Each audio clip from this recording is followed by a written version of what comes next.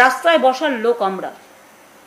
ধর্নাটা হবে, আমাকে যেখানে আটকাবেন আমি সেখানে বসবো।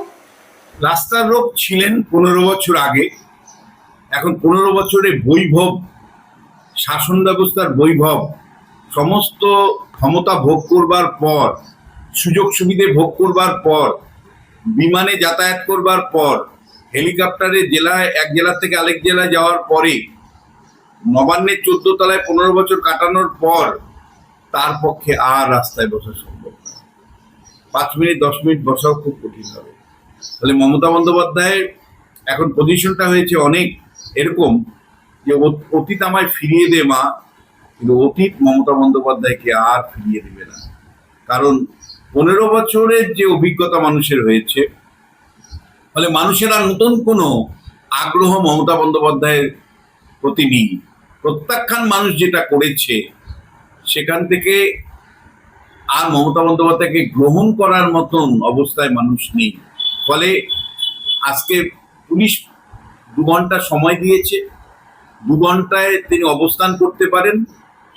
নিশ্চয়ই অতটুকু বিরোধী দলের নেত্রী হিসেবে তার ভূমিকা থাকতে পারে, কিন্তু তাতে সাধারণ মানুষের কোনো সামান্যতম আগ্রহ নেই, দয়া নেই, ইমোশন নেই। মমতা বন্দ্যোপাধ্যায়ের হাতে হাজার হাজার বিরোধী নেতা কর্মীর রক্তের দাগ লেগে আছে। মমতা বন্দ্যোপাধ্যায়ের যে তালিকা, অন্যায় অবিচারের যে তালিকা, সেখানে দুর্নীতি থেকে শুরু করে, ভোট লুট থেকে শুরু করে, দুর্বৃত্তের শাসন ব্যবস্থা কায়েম করবার এবং পশ্চিমবাংলাকে প্রায় কয়েক যুগ পিছিয়ে দেওয়ার যে অভিযোগ, সেই অভিযোগে তিনি অভিযুক্ত। আজকে তার পুরো 15 বছরের আয়না তার প্রতিনিয়ত তার প্রতিফলন তার সামনে ভেসে উঠছে। ফলে যে কোনো কারণে তিনি রাস্তায় যদি বসেন, মানুষের কোনো আবেগ থাকবে না। আর মানুষ প্রশ্ন তুলবে, পোস্ট ইলেকশন ভায়োলেন্স বা ভোট পরবর্তী সন্ত্রাসের জন্য আপনি রাস্তায় বসেছেন? আপনি নিজে কতটা ভোট সন্ত্রাস করেছিলেন 2021 সালে, যখন 5 দিনে প্রায় 54 জন বিজেপির কর্মী সমর্থকের মৃত্যু ঘটেছিল। আপনি কেমন শাসন চালিয়েছিলেন, কেমন অত্যাচার বিরোধীদের করেছিলেন, যে বিরোধী দলের নেতাকে 105 বার হাইকোর্টে গিয়ে মামলা করে আপনার মতন আপনি তো আজকে সভা করবার সুযোগ পাচ্ছেন 2 ঘন্টা, তাও। আর বিরোধী দলের নেতা শুভেন্দু অধিকারীকে আপনি দিনের পর দিন আপনার পুলিশ প্রশাসন দিয়ে আপনি তাকে সামান্যতম কোনো রাজনৈতিক কর্মসূচি পালন করতে দিতেন না। বাধ্য হয়ে শুভেন্দু অধিকারীকে হাইকোর্টে মামলা করতে হতো, 105 বার মামলা করে বিভিন্ন কর্মসূচি পালন করতে হয়েছে।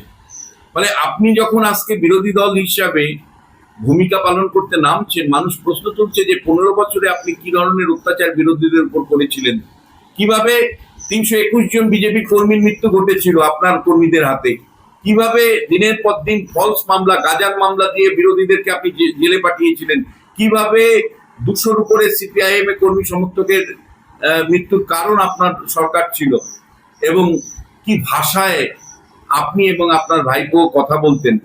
ফলে মানুষের আগ্রহ নেই। কিন্তু মমতা বন্দ্যোপাধ্যায় তিনি তো বলছে আপনারা কত পুলিশকে মেরে ফেলেছেন, কত কি অভিযান করেছেন, আপনাদের বিরুদ্ধে আমি তো কোনো অ্যাকশন নিই। কালকে প্রাক্তন মুখ্যমন্ত্রী ফেসবুক লাইভ করে কথা দিয়ে বলছেন। দেখুন, মিথ্যের একটা বেশ্যাতি আছে, মিথ্যের একটা সীমা থাকা দরকার। মমতা বন্দ্যোপাধ্যায়ের মিথ্যেটা এখন বলা যায় যে একটা সংস্কৃতি হয়ে দাঁড়িয়েছে। আমি তো অধ্যাপক হিসেবে খারাপ ল্যাঙ্গুয়েজ ব্যবহার করতে পারি না, শুধু এতটুকু বলবো যে উনি কদাচিৎ সত্য কথা বলেন, সর্বদাই উনি মিথ্যে কথা বলেন। ফলে উনি শাসক হিসাবে, এই আপনার গায়ে গন্ধ যায়নি শাসক হিসাবে মমতা বন্দ্যোপাধ্যায়? আপনি কিভাবে বিরোধীদের উপর অত্যাচার করেছেন, আপনি কিভাবে জেলে ফেলে রেখেছিলেন, একটার পর একটা মিথ্যে মামলা করেছিলেন, আর আজকে আপনি বলছেন আমি তো বিরোধীদের কিছু করিনি। এই কথা আপনি যদি বলেন না, ঘোড়াও হাসবে। দয়া করে এই ধরনের কথা বলবেন না। আপনি যতই কথা বলবেন, আপনি আরো বেশি মানুষের দ্বারা প্রত্যাখ্যিত হবেন। ফলে মিথ্যে কথা বলতে বলতে একটা সংস্কৃতিতে আপনি পরিণত করেছেন। আপনার শাসন ব্যবস্থা, আপনাকে কেন মানুষ হারিয়ে দিল, কেন আপনি পরাজিত হলেন, তার একটা বড় কারণ যে একটা সংসদীয় ব্যবস্থাতে বিরোধী দলের প্রতি যে সামান্য সম্মান থাকা উচিত, বিরোধী দলকে সামান্যতম রাজনৈতিক পরিষদ দেওয়া উচিত।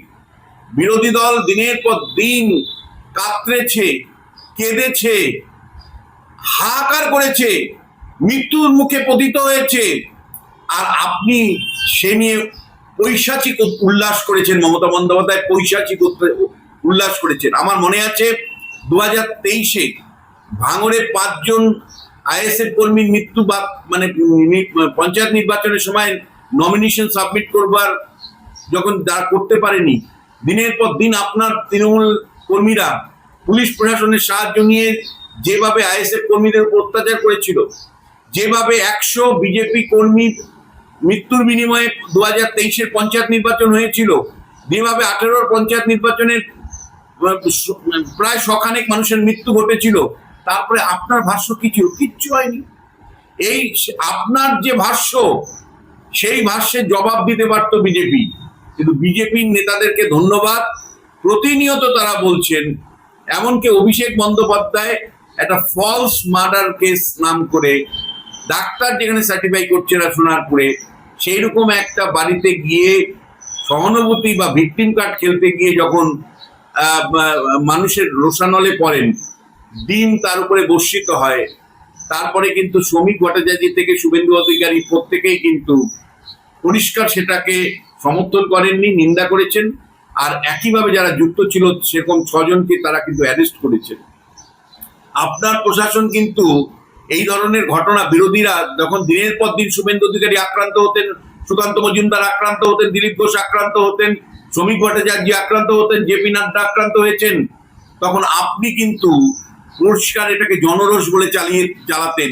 একজন আপনার পুলিশ একজন অভিযুক্তকেও কিন্তু গ্রেপ্তার করতো না।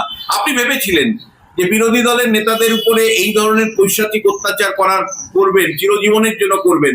আজকে আপনি দেখুন, আপনার যে কয়েন আপনার দিকেই আবার ফেরত চলে এসছে। আমাদের কর্মীদের একটা মিটিং মিছিল করতে দিচ্ছে না, বাড়ি থেকে বেরোতে দিচ্ছে না, আমাদের 2500টা পার্টি অফিস দখল করেছেন, মন্দিরের তালা দিয়ে রেখেছেন। আপনার কোন কর্মী? যে কর্মী দুর্নীতিগ্রস্ত তাদেরকে কেন অ্যালাউ করবে পুলিশ? যে কর্মী, যে নেতারা ত্রিপল চুরি করে, মানুষের বাড়ি চুরি করে, মানে পাথর বালি চুরি করে, পঞ্চায়েতের 100 দিনের কাজে দুর্নীতি করেছে, যে ওষুধ দুর্নীতি করেছে, যে কর্মী নেতারা মানে কার্যত লুটপাট করেছে গত 15 বছর, তাদের আবার মিটিং করার অধিকার কি করে থাকে? তাদের মিছিল করার অধিকার কি করে থাকে? তাদেরকে পুলিশ মিটিং করার অধিকার দেয়নি, মিছিল করার অধিকার দেয়নি, চোরদের দেয়নি, বেশ করেছে। আমি একজন বৌদ্ধবাদী গণতন্ত্রের বিশ্বাসী মানুষ হিসাবে মনে করি, চোরদের আবার মিটিং করার অধিকার কেন থাকবে? যারা ডাকাতি করেছে তাদের অধিকার কেন থাকবে? যারা যেভাবে দিনের পর দিন লুট করেছে, ভোট লুট করেছে, যারা পশ্চিমবাংলার রাজনৈতিক সংস্কৃতিটার মধ্যে একটা হিংসা সবসময় বজায় রাখতো, হুমকির রাজনীতি বজায় রাখতো, স্কুল কলেজ বিশ্ববিদ্যালয়ে মনোজিৎ মিশ্রর মডেল চলতো, তাদেরকে পারমিশন দিবে সরকার? কেন সরকার পারমিশন দিবে তাদেরকে? চোর ডাকাত গুন্ডাদেরকে পারমিশন দিবে মিটিং মিছিল করবার জন্য? দেয়নি, বেশ করেছে। আমি এটাকে কম্পারেটিভ স্টাডি করে দেখতে চাই। আমি গতকাল একাধিক সিপিএম এর নেতার সাথে আমার ফোনে কথা হয়েছে। আমি জিজ্ঞেস করেছি যে দাদা, বিরোধী দলের নেতা হিসেবে আপনারা তো আছেন, আপনাদের মিটিং মিছিল করতে কোনো অসুবিধা হচ্ছে? পরিষ্কার সিপিএম এর তরফ থেকে বলা হয়েছে এখন পর্যন্ত কোনো মিটিং মিছিলে তারা বাধা পাননি। একইভাবে সিপিএম বাধা পাবে কেন? সিপিএম এর কোনো নেতা তো দুর্নীতি করেনি গত 15 বছরে, গত 15 বছর লুটতরাজ তো করেনি। ফলে শুভেন্দু অধিকারী সিপিএম এর নেতা কর্মী সমর্থকদেরকে মিটিং মিছিল তারা অবাধে করছে, কংগ্রেস মিটিং মিছিল অবাধে করছে, এসইউসি মিটিং মিছিল অবাধে করছে। কিন্তু যে তৃণমূল কংগ্রেসের নেতা কর্মীরা গত 15 বছর চোর ডাকাতি করলো, মানুষকে লুট করলো, ভয় দেখালো, সন্তুষ্ট করলো, তাদের আবার মিটিং মিছিল করবার এখতিয়ার অধিকার থাকে নাকি? আগে তারা জেলে থাকবেন, জেলের শাস্তি পেয়ে তারপরে আবার নতুন করে রাজনীতি করবেন। অভিষেক বন্দ্যোপাধ্যায়কে খুন করার চেষ্টা হয়েছিল, কল্যাণ ব্যানার্জিকে খুন করার চেষ্টা হয়েছিল, ভাগ্যিস অভিষেকের মাথায় ওই হেলমেটটা ছিল, নাহলে তো স্পট ডেড হয়ে যেত। দেখো, আজকে নিশ্চয়ই অধ্যাপক হিসেবে বলবো যে তার ওই মানে মাথা মানে হিংসা নিশ্চয়ই তার, বা সরাসরি আইন হাতে নেওয়া মানুষের উচিত নয়। কিন্তু অ্যাট দি সেম টাইম এই অভিষেক বন্দ্যোপাধ্যায়ের মধ্যে পৈশাসিক মানে আমি আনন্দ দেখেছি যখন জেপি নাড্ডা আক্রান্ত হয়েছে তখন আরামবাগের সবার থেকে তিনি এটাকে জনরোষ বলে চালিয়েছেন। তিনিই তো বলেছিলেন, সেই অভিষেক বন্দ্যোপাধ্যায় যিনি বলেছিলেন যে 4 তারিখের পরে ডিজি বাজানো হবে। এই তো অভিষেক বন্দ্যোপাধ্যায় যিনি ফলতাতে চুল্লি সৎকারের জন্য চুল্লি বানানোর কথা বলেছিলেন। ফলে এই অভিষেক বন্দ্যোপাধ্যায় যিনি প্রতিনিয়ত ভয় ভীতি সন্ত্রস্ত করে রাখতেন এবং দক্ষিণ 24 পরগনাটা কার্যত বিরোধী শূন্য করে রেখেছিলেন জাহাঙ্গীর থেকে শুরু করে শওকত মোল্লার দ্বারা। অত্যাচারের তো একটা সীমা ছিল, ফলে যে কোনো অত্যাচারী শাসকের পরিণতি কি হয় সেটা অভিষেক বন্দ্যোপাধ্যায় দেখেছে। ভারতবর্ষের অন্য রাজ্যে পরিবর্তন হয়েছে, সেখানে তো এরকম হয়নি। আপনাকে কেন চাউসেস্কুর মতন মানুষের ক্ষোভের সম্মুখীন হতে হচ্ছে? রোমানিয়ান স্বৈরাচারী শাসক চাউসেস্কুর মতন কেন অভিষেক বন্দ্যোপাধ্যায়কে রোষানলে পড়তে হচ্ছে, মানুষের রোষানলে পড়তে হচ্ছে? কেন আফগানিস্তানের শাসক হাবিবুল্লাহর মতন তাকে পড়তে হচ্ছে? মানে অত্যাচারী শাসক হিসাবে হাবিবুল্লাহ ছিলেন, সেই তাকে একইভাবে আমরা দেখেছি মানুষের ক্ষোভ বিক্ষোভের মধ্যে পড়তে। একইভাবে আমরা এখানেও দেখতে পাচ্ছি গদ্দাফি বিরুদ্ধে মানুষের ক্ষোভ চূড়ান্তভাবে পৌঁছে গিয়েছিল। সেই গদ্দাফির বিরুদ্ধে যে ক্ষোভ বিক্ষোভ ছিল সেই রকম ক্ষোভে বিক্ষোভে পড়তে হচ্ছে অভিষেক বন্দ্যোপাধ্যায়কে। এটা আপনাকে বুঝতে হবে যে আপনি কি অত্যাচার করেছিলেন, কি ধরনের অত্যাচারের প্রতীক হিসাবে উঠেছিলেন, যে মানুষ আপনাকে নিজে হাতে শাস্তি দিতে চাইছে, আইন নিজে হাতে নিয়ে শাস্তি দিতে চাইছে। যদিও একজন অধ্যাপক হিসাবে আমি মনে করি যে আইন কখনো হাতে নেওয়া উচিত না, আইনের মাধ্যমেই অভিষেক বন্দ্যোপাধ্যায় মমতা বন্দ্যোপাধ্যায়ের শাস্তি হওয়া উচিত। তাদেরকে ফোন করা হচ্ছে, অর্থাৎ এমএলএদেরকে ফোন করা হচ্ছে, বলা হচ্ছে দল ভাঙুন, অমুক নেতাদের সাথে কথা বলুন, তমুক লোকেদের সাথে কথা বলুন। প্রথম ফোনটা পুলিশ করছে, দ্বিতীয় ফোনটা বিজেপির পার্টি অফিস থেকে করছে। এটা গণতন্ত্রের নমুনা? মমতা বন্দ্যোপাধ্যায় হয়তো এখনো খোয়াবে আছেন, তার দল ভেঙে গেছে, পুলিশকে লাগেনি। আপনার কুশাসন, অপশাসন বা পুলিশের দ্বারা আপনি দলটাকে ধরে রেখেছিলেন। ক্ষমতার বৃত্তের মধ্যে ছিল বলেই দলটা ছিল। যেই মুহূর্তে ক্ষমতার স্বাদ চলে গেছে, আপনার দল মমতা বন্দ্যোপাধ্যায় ভেঙে গেছে। আপনার দল ভেঙে গেছে, আপনার কাছে ঘাস ফুলের প্রতীক থাকবে না। আপনার কাছ থেকে ঘাস ফুলের প্রতীক চলে গেছে। মমতা বন্দ্যোপাধ্যায় আপনার দলের প্রায় 50 জনের বেশি বিধায়ক এই মুহূর্তে আলাদাভাবে অর্থাৎ বিক্ষুব্ধ গোষ্ঠী হিসাবে নিজেদের স্বীকৃতির দাবি জানাতে যাচ্ছে। মমতা বন্দ্যোপাধ্যায় 50 জন আপনার বিধায়ক আপনাকে ছেড়ে, অভিষেক বন্দ্যোপাধ্যায়কে ছেড়ে আলাদা লবি তৈরি করেছেন। তারা নিজেদের মধ্যে বৈঠক করছেন একের পর এক। তারা পরিষ্কার করে বিধানসভার ভেতরে তৃণমূল কংগ্রেস প্রকৃত তৃণমূল কংগ্রেসের দাবি হয়তো জানাতে পারে। অর্থাৎ আমাদের যে দলত্যাগ আইন, তাতে 2/3 মেজরিটি হলে, অর্থাৎ 80 জনের মধ্যে 2/3 যদি হয়, তাহলে তারা আলাদা দল হিসাবে নিজেদেরকে প্রতিষ্ঠা পেতে পারে। এবং শুধু তাই নয়, তাদের সাথে যদি এমএলএ সংখ্যা বেশি থাকে, তাহলে তৃণমূলের প্রতীক, তৃণমূলের পতাকা, তৃণমূলের সমস্ত অফিসিয়াল সুযোগ সুবিধে তারা পাবেন, অর্থাৎ তারাই আদি তৃণমূল হবেন। এখন লড়াইটা অভিষেক মমতা বন্দ্যোপাধ্যায় আদি তৃণমূল নাকি বিক্ষুব্ধরা আদি তৃণমূল হয়, সেটাই কিন্তু দেখার। চোখের সামনে আপনি দেখলেন আপনার পরাজয়কে। নন্দীগ্রামের পরে ভবানীপুরে দলের পরাজয় দেখলেন। আপনার ডাকে সাড়া দিচ্ছে না, 20 জন বিধায়ক মাত্র আসছে, 60 জন বিধায়ক আপনাকে পাত্তাই দিচ্ছে না। যা খবর, আপনার বিধানসভা পরিষদীয় দল দুভাগে বিভক্ত হচ্ছে।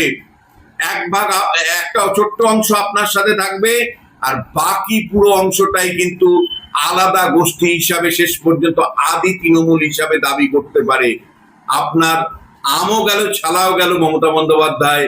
আপনার কাছ থেকে দলও পরাজিত হলো, আপনার দলের প্রতীকও কিন্তু আপনি হারিয়ে ফেললেন হয়তো। স্যার, এই প্রসঙ্গে একটাই প্রশ্ন। প্রাক্তন মুখ্যমন্ত্রী তিনি বলছেন যে দল থেকে যারা চলে গেছে বেঁচে গেছি, দলটাকে আমরা নতুন করে সংস্কার করব।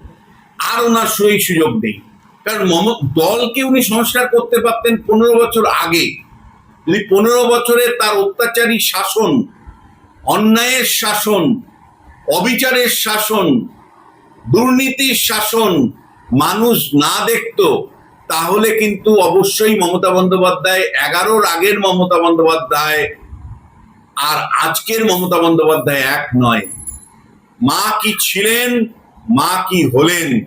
মা যেটা হলেন, দুর্নীতির প্রতীকে পরিণত হলেন। ছিলেন সততার প্রতীক, হলেন দুর্নীতির প্রতীক, হলেন স্বৈরাচারী শাসকের প্রতিভূ। এবং এখানে আমি তোমাকে খুব পরিষ্কার করে বলছি, যতই তিনি রাস্তায় নামুন, যতই তিনি মানুষের কাছে যাওয়ার চেষ্টা করুন, মানুষ কিন্তু তাকে প্রত্যাখ্যান করেছে। আর তাকে বিরোধী দলের নেতা হিসাবে তাকে এবং তার ভাইপো অভিষেক বন্দ্যোপাধ্যায়কে মানুষ মেনে নিবে না। তার সামনে যে সমস্যাটা তৈরি হয়েছে, এতদিন আপনি কেন্দ্রের কোনো না কোনো শক্তির অধীনে ছিলেন। অর্থাৎ আপনি মমতা বন্দ্যোপাধ্যায় বুঝুন, 1998 সালে আপনার দল যখন তৈরি হলো, তারপরে আপনি বিজেপির সাথে ছিলেন, বিজেপি কেন্দ্রের শক্তি আপনাকে সাহায্য করেছে। তারপরে আপনি ইউপিএ সরকারের সাথে ছিলেন, কেন্দ্রের মনমোহন সিং এর সরকার আপনাকে সাহায্য করেছে। কিন্তু আপনি ভেবেছিলেন যে আপনি দেশের প্রধান মুখ হয়ে উঠবেন, দিল্লির গদিতে বসবেন, প্রধানমন্ত্রী হয়ে উঠবেন। তার জন্য রাজ্যে রাজ্যে ঘুরতে শুরু করেছিলেন। কোনো এমনকি কংগ্রেসের মতন দলের সাথে সম্পর্ক আপনি ছিন্ন করেছিলেন। আজকে দিল্লির কোনো শক্তি আপনার সাথে নেই। আপনি অসহায়, আপনি একা, আপনি অনেকটাই দ্বিতীয় বাহাদুর শাহর মতন মমতা বন্দ্যোপাধ্যায়। দ্বিতীয় বাহাদুর শাহকে রেঙ্গুনে যখন বার্মার রাজধানী রেঙ্গুনে যখন নির্বাসিত করলো, একা তিনি কাটালেন 6টা বছর। আপনার শেষ জীবন কিন্তু একা দ্বিতীয় বাহাদুর শাহ।